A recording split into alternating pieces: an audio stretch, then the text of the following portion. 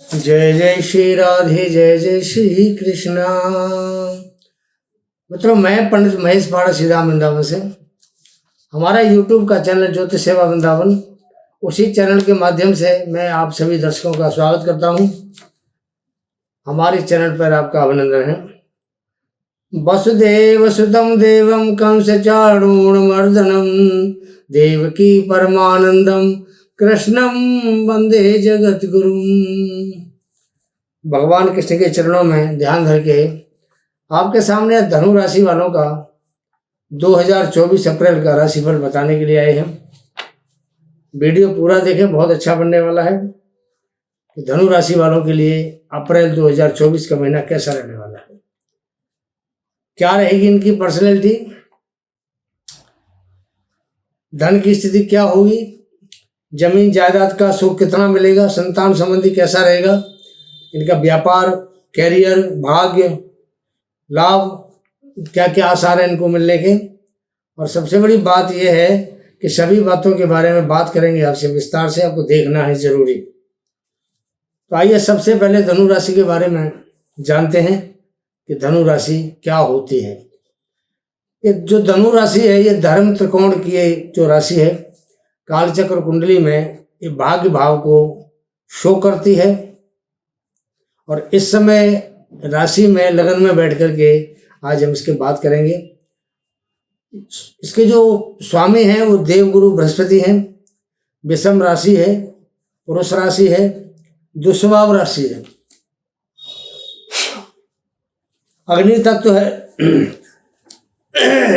Sorry, स्वभाव क्रूर है, क्रूर स्वभाव की है, जाति क्षत्रिय होता है, पूर्व दिशा की स्वामिनी होती है।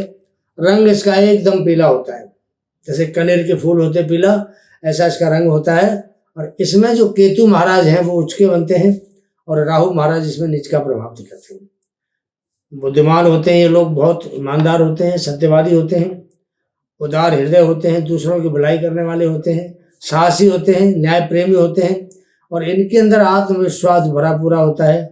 सत्पुरुष, धनवान, धार्मिक और अच्छे एक पर्सनैलिटी वाले ये लोग होते हैं। तो बात करते हैं अप्रैल महीने में धनु राशि का कैसा रहने वाला है समय।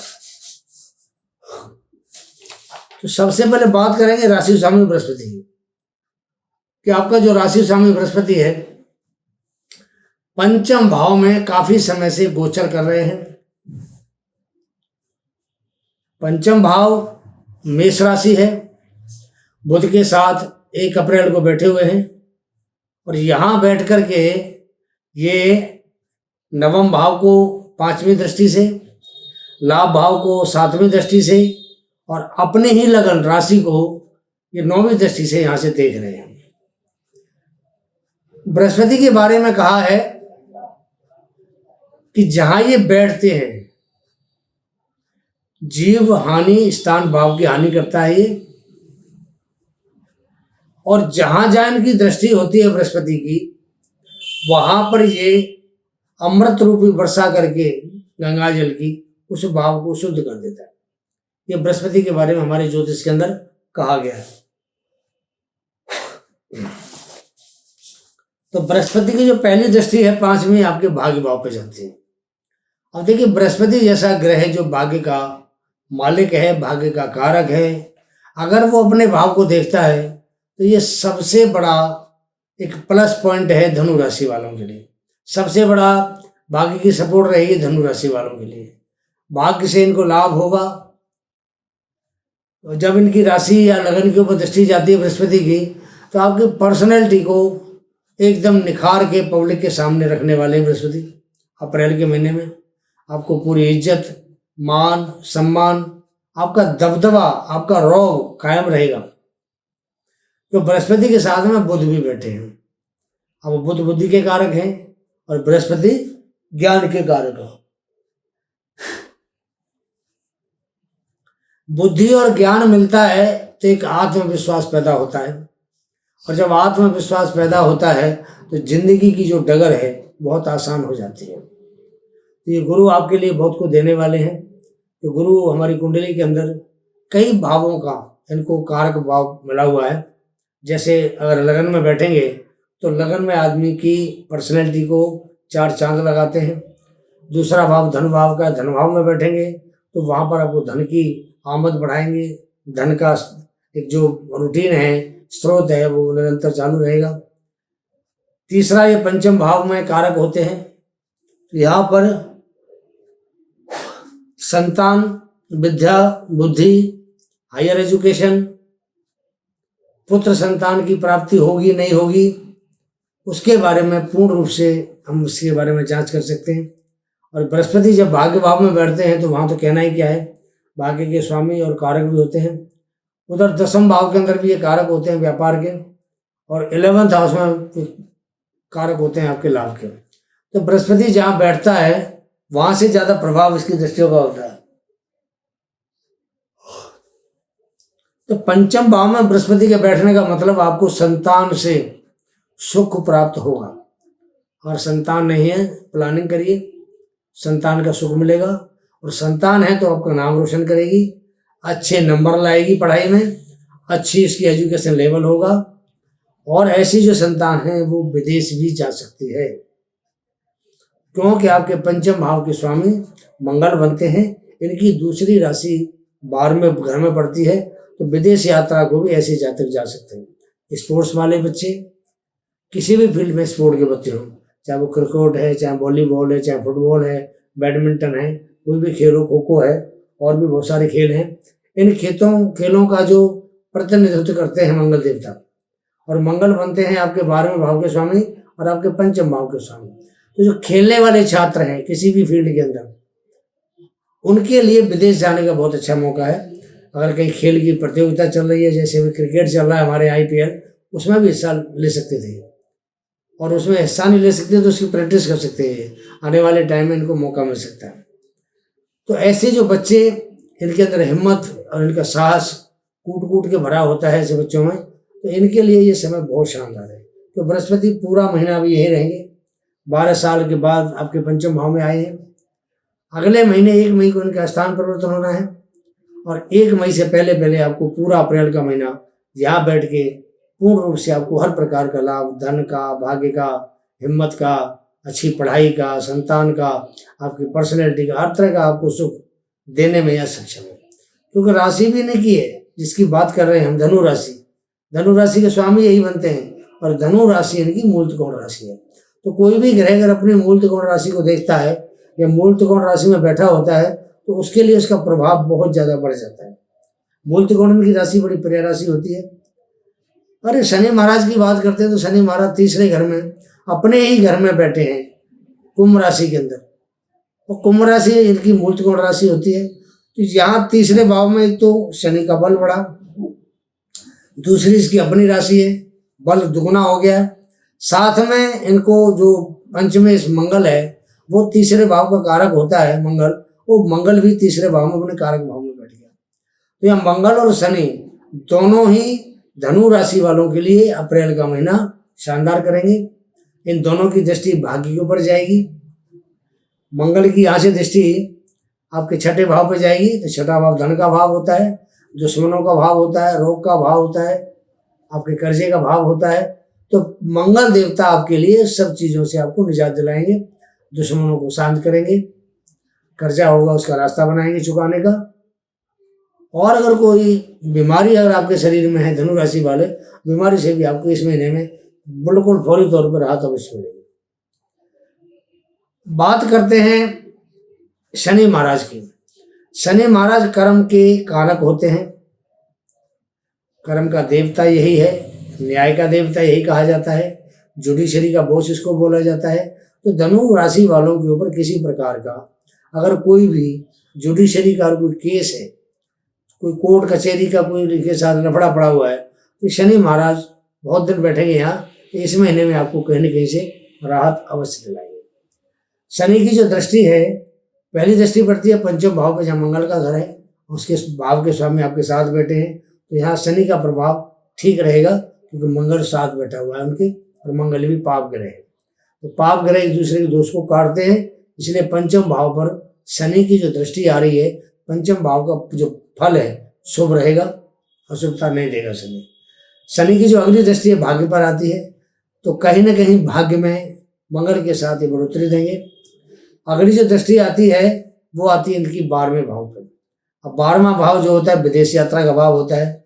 मंगल आपके बैठे हुए हैं शनि महाराज के साथ में, तो जो भी जातक विदेशों से कारोबार करते हैं या विदेशों से कोई संबंध बनाना चाहते हैं, ऐसे लोगों के लिए ये समय बहुत अच्छा माना जाएगा।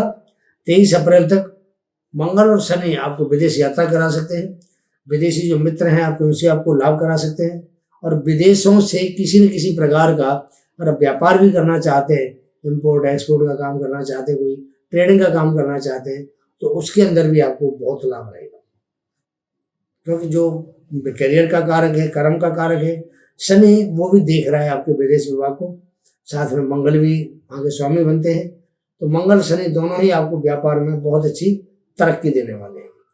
चंद्रमा 1 अप्रैल को धनु राशि के अंदर बैठा हुआ है, मित्र राशि है। तो यहाँ ये जो चंद्रमा बैठा हुआ है ये आपको हर प्रकार के मानसिक थोड़ी सी चिंता देगा, परेशानी देगा, क्योंकि अष्टम भाव का स्वामी बनता है चंद्रमा।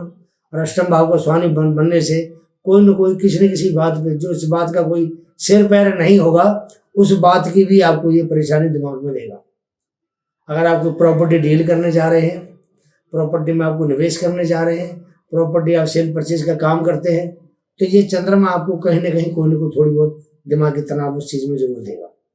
काम तो होगा, डिले होगा, लेट होके होगा, लेकिन चंद्रमा के यहाँ बैठने से लगन के अंदर थोड़ा बहुत आपको दिमागी तनाव, परेशानी, उलझन आपको अवश्य देगा। तो चंद्रमा का यही स्वरूप होता है। लगन में बैठता है तो कुछ ना कुछ आदमी को सोचने पर मजबूर करता है और आदमी वहाँ थोड़ा सा फंस जाता है। तो चंद्रमा आपको यहाँ फंसाने की कोशिश करेगा। लेकिन बृहस्पति की दृष्टि भी चंद्रमा के ऊपर जा रही है, तो वहाँ जो उलझने पैदा होंगी चंद्रमा के द्वारा, उनको बृहस्पति सुलझाएगा तो आपका काम हल हो जाएगा। आपके साथ कोई ना कोई ऐसे लोग होंगे जो उम्र में आपसे बड़े हैं, आपके सीनियर हैं, वृद्ध हैं, उनकी भी सलाह आपके बहुत काम आएगी। और ऐसे लोग ही आपको ऐसे समय पर सलाह दे करके एक अच्छे रास्ते में आपको डाल सकते हैं। चतुर्थ भाव में राहु, सूर्य और शुक्र 3 ग्रहों का गोचर होगा। अब जो गोचर है 3 ग्रहों का, यहाँ शुक्र देवता आपके एकादश भाव के स्वामी बनते हैं, 6वें भाव के स्वामी बनते हैं। तो जो 6वें भाव के स्वामी और 11वें भाव का स्वामी है, हालांकि धनु राशि वालों के लिए अकार ग्रह हो गया, लेकिन फिर भी जो लोग नौकरी करने वाले हैं, जॉब करते हैं, जॉब चाहे प्राइवेट हो चाहे सरकारी जॉब हो, ऐसे लोगों के लिए शुक्र उच्च का चतुर्थ भाव में बैठा है, अच्छा प्रभाव देगा इनको। तो शुक्र धन का भी कारक होता है, सप्तम भाव का भी कारक होता है। तो इस प्रकार जो शुक्र उच्च का बैठता है, तो ये अपनी राशियों में और जहाँ जहाँ का ये कारक होता है उस जगह का आपको लाभ देते हैं। अब लाभ भाव में इसकी राशि है, तो आपको जो आपका प्रोफेशन उससे आपको लाभ देंगे। 6ठे भाव में इसकी राशि है, नौकरी करने वाले हैं, जो लोग सर्विस करने वाले हैं, ऐसे लोगों को लाभ देंगे। नौकरी नहीं है, नौकरी दिलाएंगे, अगर है तो उसमें आपको प्रमोशन दिलाएंगे। और हो सकता है आपको धन की आमद नौकरी के द्वारा कुछ ज़्यादा ही करा दें। तो शुक्र भी आपके लिए अच्छा है, उच्च का बैठा हुआ है। और 23 अप्रैल को ये गुरु के साथ आगे और आपके पंचम भाव में गोचर करने के लिए आ जाएगा। शुक्र के साथ में सूर्य देवता बैठे हैं। सूर्य यहाँ उच्चाभिलाषी हैं, क्योंकि अगले भाव में उच्च के होंगे ये मेष राशि में। तो ये 13 अप्रैल को पंचम भाव में चले जाएंगे और पंचम भाव के काल चक्र कुंडली में तरह से ये स्वामी भी बनते हैं। और जो स्वामी बनते हैं अगर वो अपने भाव में जाते हैं काल चक्र कुंडली के हिसाब से, तो यहाँ पर उच्च के बन करके आपके लिए दरवाजे खोल देंगे सफलता, क्योंकि बहुत जबरदस्त कारक होते हैं ये, भाग्य के स्वामी बनते हैं। और भाग्य का स्वामी पंचम भाव में राशि के स्वामी के साथ अगर बैठेगा, आप अंदाजा लगा सकते हैं कि कितनी जबरदस्त आपको सफलता देगा। भाग्य एकाएक आपका बदलेगा। जो सपने आपके अधूरे थे वो सपने आपके पूरे होंगे। ये महीना धनु राशि वालों के लिए एक तो कहते हैं सुंदर है, शुभ है, लेकिन सुंदर नहीं, ये महासुंदर है। और शुभ नहीं, ये महाशुभ है। आपके लिए बहुत अच्छा जाने वाला है, क्योंकि सूर्य का जो गोचर है पंचम भाव में, यहाँ से सूर्य लाभ भाव को देखेंगे, लाभ भाव को देखेंगे तो आपको लाभ देंगे। भाग्य के स्वामी हैं, भाग्य में सपोर्ट करेंगे। और साथ में जो बृहस्पति की दृष्टि भाग पे आ रही है और भाग्य का मालिक इनके साथ आगे बैठ जाता है, तो बृहस्पति पूर्ण रूप से आपको भाग्य का लाभ मिलेगा। तो बृहस्पति देख भी रहे भाग्य को और ये कारक भी होते हैं। तो कुल मिलाकर के ये जो महीना है, ये सारा महीना बृहस्पति के ऊपर डिपेंड करता है। अप्रैल का महीना बृहस्पति ही आपको देगा, काम भी देगा, भाग्य का सपोर्ट भी मिलेगी, और आपको धन भी देगा, काम भी देगा, पैसा देगा, मान सम्मान इज्जत, हर कुछ जो कुछ आपकी रिक्वायरमेंट है, ये सारी रिक्वायरमेंट इस महीने में बृहस्पति पूरा करने वाले हैं। हिम्मत के लिए मंगल देवता हैं जो हमारे सेनापति बनते हैं, और सेनापति के रूप में क्या है, बड़ी ताकतवर चीज़ है ये। तो जब ये तीसरे भाव में बैठते हैं, वहाँ कारक होते हैं, तो आपका जो हिम्मत है, आपका जो पराक्रम है, आपकी जो एक ताकत है, वो बढ़ी चली रहेगी। साथ में शनि जो कर्म के कारक हैं, आपका कर्म आपके सामने फलेगा। जब आप मेहनत दिखाएंगे, कर्म करेंगे, तो भाग्य तो फलना है, भाग्य फलेगा, कर्म फलेगा तो लाभ होगा, लाभ होगा तो खुशी आएगी। तो इस प्रकार हम देखते हैं कि जो महीना है, यहाँ एक थोड़ी सी दिक्कत है कि राहु और सूर्य ये 13 अप्रैल तक, 1 अप्रैल से 13 अप्रैल तक दोनों साथ साथ रहेंगे। तो यहाँ सूर्य ग्रहण लगता है राहु के साथ बैठने से। तो चौथे भाव के संबंधित जो सुख होते हैं 13 तारीख तक कुछ कम मिलेंगे, लेकिन 13 तारीख के बाद जैसे ही सूर्य गोचर करके पंचम भाव में उसके आएंगे, उसके बाद आपको चौथे भाव का जो सुख है वो पूर्ण रूप से मिलना शुरू हो जाएगा। जमीन का सुख, जायदाद का सुख, माता का सुख। हालांकि राहु बैठा है, लेकिन शुक्र का मित्र है, तो वो आपको नुकसान नहीं करेगा, तो शुक्र उसका बैठा है, तो शुक्र की पावर को राहु बढ़ाएगा, कम नहीं करेगा। तो 13 अप्रैल के बाद आपको माता का सुख मिलेगा, जमीन का, जायदाद का सुख मिलेगा, आपको ऐश्वर्य प्राप्ति होगी, वाहन खरीदना, वाहन आप खरीद सकते हैं, शुक्र उसका वाहन दे सकता है, मकान ले सकते हैं आप, प्रॉपर्टी में निवेश कर सकते हैं आप। बहुत सारी चीज़ें हैं जो 13 अप्रैल से लेकर के और 23 अप्रैल तक यहाँ शुक्र की और राहु की युति रहेगी, उस दौरान आप कर सकते हो। 23 अप्रैल को शुक्र आपका पंचम भाव में आ जाएगा और मंगल आपके चतुर्थ भाव में आ जाएंगे। तो मंगल जब चतुर्थ भाव में 23 अप्रैल को आएंगे, तो वहाँ मंगल और राहु की जो युति होगी वो युति बढ़िया नहीं है, माता के स्वास्थ्य के लिए खराब होगी। तो 23 अप्रैल से लेकर के 30 अप्रैल तक आपको अपनी माता का ख्याल करना है। उनको कोई दिक्कत हो, कोई परेशानी हो, तो उनको फौरन ही ट्रीटमेंट कराना है, क्योंकि मंगल एक्चुअली सर्जरी का कारक होता है। अगर ये चतुर्थ भाव में बैठेगा तो हो सकता है आपकी माता या घर में किसी स्त्री के साथ में कुछ सर्जरी की घटना या कोई वारदात ना हो जाए।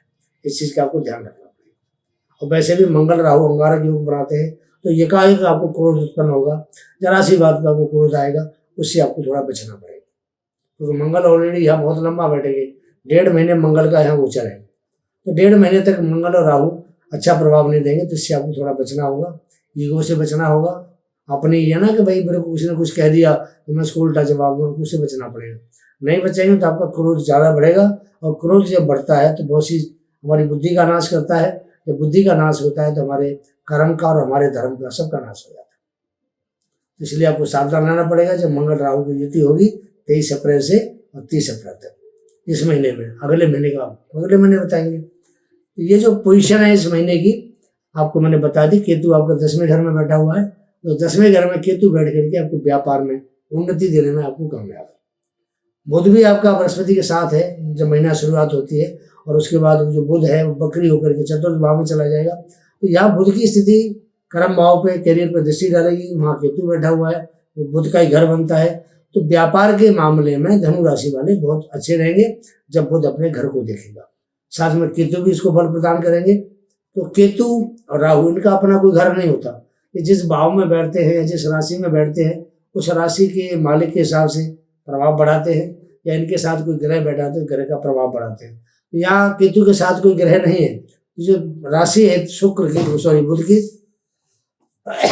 सॉरी, तो जो बुध की राशि को भी बढ़ाएगा केतु, सामने बुध बैठा होगा, तो जो करियर के मामले में, व्यापार के मामले में यहाँ एक बहुत अच्छी पोजीशन आपके लिए बनने वाली है।